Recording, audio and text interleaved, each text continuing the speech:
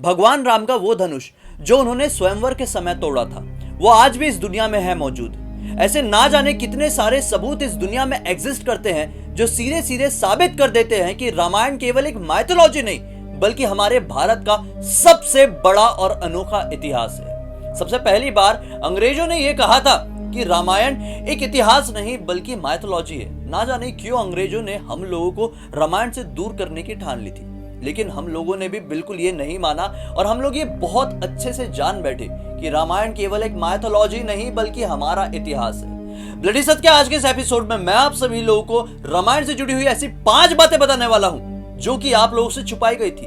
ये ऐसी बातें हैं, ऐसी जानकारी है जो आप लोगों से सिर्फ और सिर्फ इसलिए छुपाई गई थी क्योंकि लोग नहीं चाहते थे कि रामायण का इतिहास, पूरा इतिहास सभी लोगों के सामने आए। लेकिन सच्चाई आखिर कितने दिनों तक दबी रह सकती है? आज की ये जानकारी बहुत सारे बड़े बड़े लोगों के पास भी नहीं है, इसलिए इस वीडियो के अंत तक बने रहिए।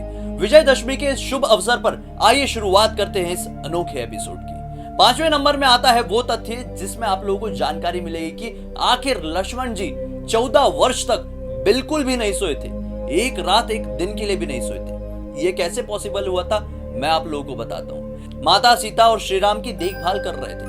जब काफी समय तक लक्ष्मण जी सोए नहीं तो उनके सामने प्रकट हुई निद्रा देवी और उन्होंने कहा कि तुम सो क्यों नहीं जाते, अभी तक जाग क्यों रहे हो? तब जाकर लक्ष्मण जी ने यह कहा कि मैं 14 वर्ष के लिए अपने भ्राता और भाभी के साथ इस वनवास में आया हुआ हूँ और अगर मैं ही सो जाऊंगा तो इस जगह की पहरेदारी कौन करेगा, उनकी सुरक्षा का जिम्मा कौन उठाएगा? कृपया करके आप मुझे एक आशीर्वाद, एक वरदान दे कि 14 वर्ष तक मुझे बिल्कुल भी नींद ना आए। प्रसन्न होकर निद्रा देवी ने उन्हें वरदान देते हुए कहा कि मैं तुम्हें वरदान देने के लिए तैयार हूँ। 14 वर्ष तक बिल्कुल भी तुम्हें नींद नहीं आएगी, लेकिन इसके बदले किसी ना किसी को तो सोना होगा। तब जाके लक्ष्मण जी के कहने पर उर्मिला जी को, यानी कि जो लक्ष्मण जी की पत्नी थी, उनकी अर्धांगिनी थी, उनको निद्रा देवी ने आशीर्वाद दिया और उर्मिला जी ही आने वाले 14 वर्ष तक पूरी तरह से सोती रही।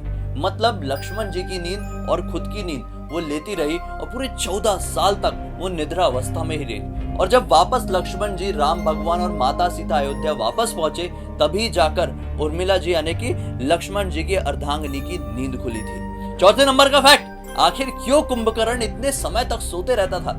6 महीने सोना बहुत बड़ी बात कही जाती है। यहाँ पर तो उर्मिला जी एक वरदान के कारण 14 वर्ष तक सोती रही, लेकिन अगर मैं आप लोगों को बताऊं कि कुंभकर्ण भी एक वरदान के कारण ही इतना ज्यादा सोता था तो आप लोग भी बहुत ज्यादा हैरान हो जाएंगे ना। मैं आप लोगों को बताता हूं कि आखिर वो कौन सा वरदान था। दरअसल एक टाइम की बात है जब कुंभकर्ण बिल्कुल नॉर्मल हुआ करता था तो वो एक पर्वत में जाकर भगवान ब्रह्मा की तपस्या करने में जुट गया। वो चाहता था कि इस दुनिया में मैं जीत हासिल कर लूं, तीनों लोक को जीत जाऊं। इसी वजह से वो भगवान ब्रह्मा की आराधना करने लगा, उनकी तपस्या करने लगा।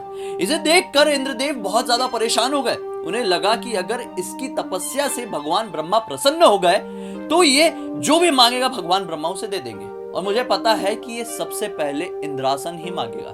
तब तुरंत ही इंद्रदेव माता सरस्वती के पास गए और कहे कि मैं आपके सामने एक प्रार्थना करता हूं कि आप कुंभकर्ण की जीभ में कुछ समय के लिए वास कर लीजिए और वो जो कुछ भी मांगेगा आप केवल उससे निद्रासन ही बुलवाना। तब जाकर कुछ समय बाद भगवान ब्रह्मा उसकी तपस्या से सही में प्रकट हुए और कहे कि तुझे क्या वर चाहिए बोल। उसी समय माता सरस्वती कुंभकर्ण की जुबान में, उसकी जीभ में वास कर ली और वो जो कुछ भी बोला उसके मुंह से निद्रासन ही निकला। और भगवान ब्रह्मा ने भी मुस्कुराते हुए कह दिए तथास्तु। और यही कारण हुआ कि कुंभकर्ण इतने समय तक सोते ही रहता था। बड़ी मुश्किल लगती थी उसे उठाने के लिए। माना जाता है कि 6 महीने तक ये सिर्फ सोता था और 6 महीने तक बाकी के टाइम के लिए जागता था।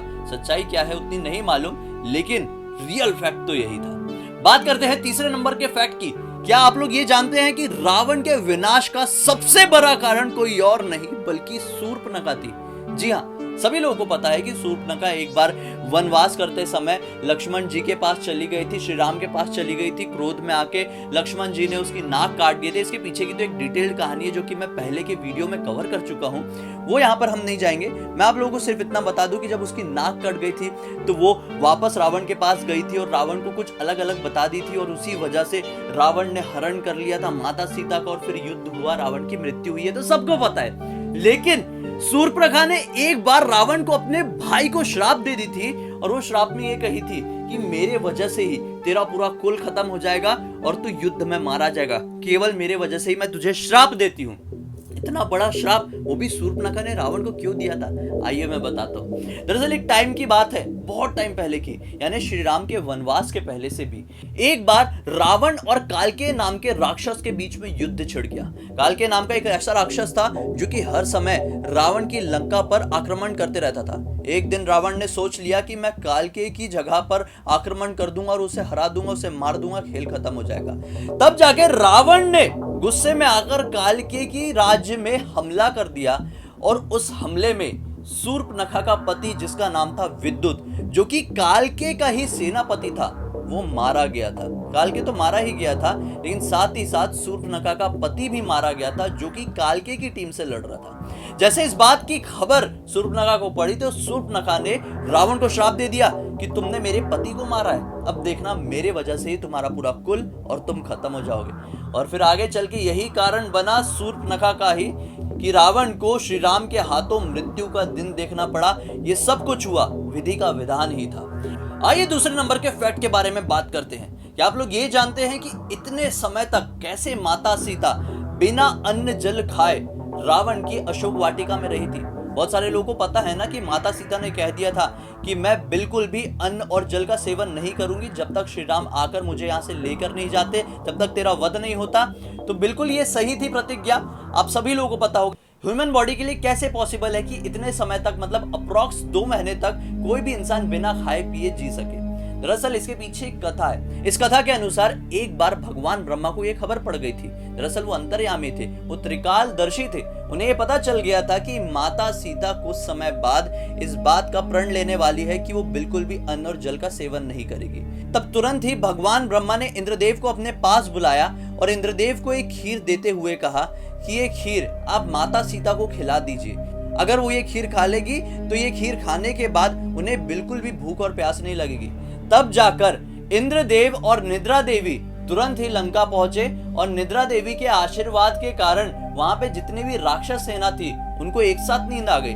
और फिर इंद्रदेव और निद्रा देवी तुरंत ही माता सीता के सामने प्रकट हुए अशोक वाटिका में। और फिर इंद्रदेव ने उन्हें अपना परिचय देते हुए कहा कि हे माते, आप ये खीर खा लें, आप एक प्रण लेने वाली हैं। त्रिकालदर्शी ब्रह्मा जी की मदद से हमें ये पता चला है, आप ये खीर खा लेंगी तो आपको फिर काफी समय तक ना ही भूख लगेगी ना ही प्यास लगेगी। और फिर ये सुनकर तुरंत ही माता सीता ने उस खीर को खा लिया। और फिर कुछ टाइम बाद, जैसे कि ब्रह्मा जी ने पहले ही देख लिए थे कि उन्होंने प्रण लिया कि मैं अब बिल्कुल भी अन्न और जल का सेवन नहीं करूंगी क्रोध में आके, और कोइंसिडेंटली भगवान ब्रह्मा ने इंद्रदेव को भेज चुके थे। इसी वजह से माता सीता को इतने दिनों तक ना ही भूख लगी और ना ही प्यास, वो आराम से अशोक वाटिका में रह पाई।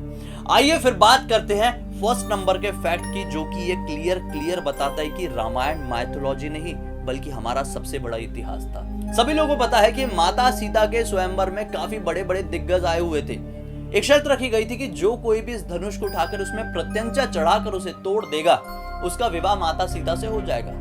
काफी सारे दिग्गजों ने कोशिश की और लगभग सब हार गए, लगभग क्या सभी हार गए। फिर भगवान श्री राम उठे। भगवान श्री राम ने बड़ी ही आसानी से धनुष में प्रत्यंचा चढ़ाकर धनुष को तोड़ दिया। और फिर माना जाता है कि भगवान श्री राम ने जैसे उस धनुष को प्रत्यंचा चढ़ाकर तोड़ा था तो उसकी वजह से बहुत बड़ा विस्फोट हुआ था। विस्फोट होने की वजह से वो धनुष के टुकड़े काफी सारी जगह पर फैल गए थे। एक टुकड़ा जो कि धनुषा नाम की जगह में आकर ठहर गया था, गिर गया था। ये नेपाल में आज भी एग्जिस्ट करती है।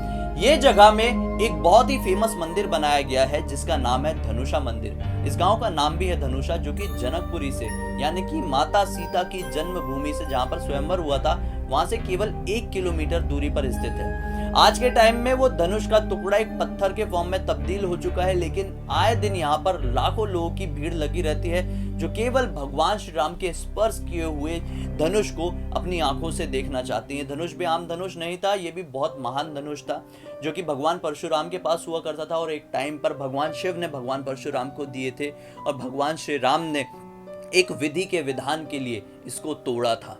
जब भगवान श्री राम और माता सीता का विवाह संपन्न हुआ तो सभी लोग अयोध्या के लिए वापस लौटे। तो रास्ते में सबसे पहले वो लोग बिहार के एक सीता कुंड नाम की जगह पर रुके थे, जहां पर आज भी माता सीता का कुंड स्थापित है। आप लोग साफ साफ देख सकते हैं, कई सारी फोटोज इंटरनेट में आती रहती है। उसके बाद भगवान श्री राम और सारे लोग उत्तर प्रदेश के डेरुआ नाम की जगह पर रुके, क्योंकि उन्होंने यहाँ पर डेरा लगाया था एक रात के लिए, इसलिए इस जगह का नाम डेरुआ हुआ। और फिर वो आखिरकार अयोध्या में वापस लौटे थे। तो ये थे वो 5 फैक्ट जो बहुत सारे लोगों ने काफी समय से आप लोगों से छुपा के रखा था, लेकिन आज आपको उनकी जानकारी हो गई है। ये वीडियो अच्छा लगा है तो इस वीडियो को लाइक जरूर कर देना, अपने दोस्तों और परिवार वालों के साथ जरूर शेयर करना, ताकि इंफॉर्मेशन आपके साथ साथ पूरी दुनिया को पहुंचे कि रामायण केवल एक माइथोलॉजी नहीं बल्कि हमारी सबसे बड़ी इतिहास थी। उम्मीद करता हूं दोस्तों आपने इस वीडियो को लाइक कर दिया होगा, नहीं किया है तो आपका फर्ज बनता है, क्योंकि मैं अपना फर्ज निभा रहा हूं। मुझे पहली बार देख रहे हैं तो इस चैनल को सब्सक्राइब करके बेल आइकन दबा के ऑल के ऑप्शन में क्लिक करना, क्योंकि इसी तरह के हैरान कर देने वाले अनोखे वीडियो आप लोगों के सामने रेगुलरली लेके आते रहता हूं। इंस्टा की लिंक इस वीडियो के डिस्क्रिप्शन बॉक्स में मिलेगी, क्लिक करके डायरेक्टली वहां पर पहुंच जाना। भूतिया वीडियो भी मिलेंगे चैनल में, लेकिन कुछ दिन का इंतजार करो, एक बहुत ही डरावना वीडियो लेकर आने वाला हूं। तो चलिए तब तक के लिए बहुत बहुत धन्यवाद, आपका दिन शुभ हो।